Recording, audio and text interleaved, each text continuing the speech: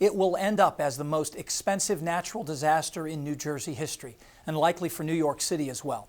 The hybrid storm originally named Sandy that had both tropical and extratropical elements. Here's how it looked from space on Monday, images taken only 5 minutes apart. When Sandy was still very much tropical, you can see the pulsing development of convection near the center, while simultaneously high-altitude winds stretched the storm so far west that warnings were needed on Lake Michigan for 25-foot waves. By landfall, as Sandy moved deeper into the mid-latitudes, it certainly did not look much like a hurricane.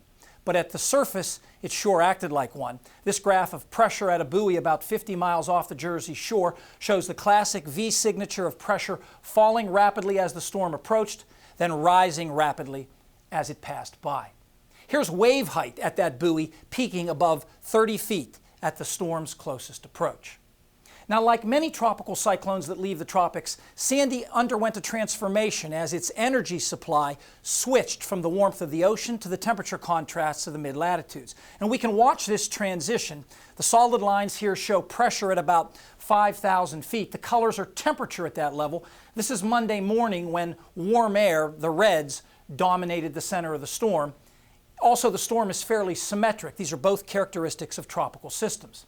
By Monday evening, the warm center is gone, replaced by a merging of warm air still coming in off the ocean and cold air being pulled in from the west. Pennsylvania is right here, by the way.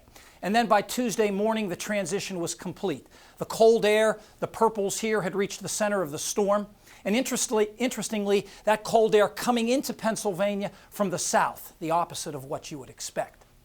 Now, most tropical systems weakened during this transformation, but Sandy hit a sweet spot that allowed it to strengthen for a time. Here, the solid lines show the pressure pattern at 30,000 feet on Monday.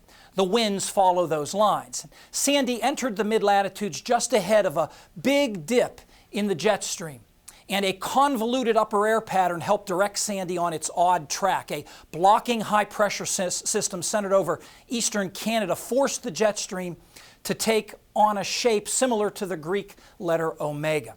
A blocking pattern like this isn't all that rare, but this time a hurricane happened to be along the east coast.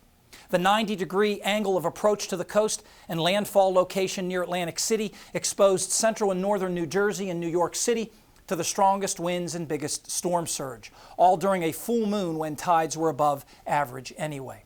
On the Jersey Barrier Islands, the bay met the ocean, causing devastation not seen since the Ash Wednesday storm of March 1962. While water was driven into New York Harbor, Long Island Sound, and lower Manhattan, where the subway system suffered the worst disaster in its 108-year history. It will take weeks, if not months, to totally assess the damage, but chances are that Sandy will end up the second costliest natural disaster in U.S. history, behind only Hurricane Katrina. Fred will be back with the extended forecast next.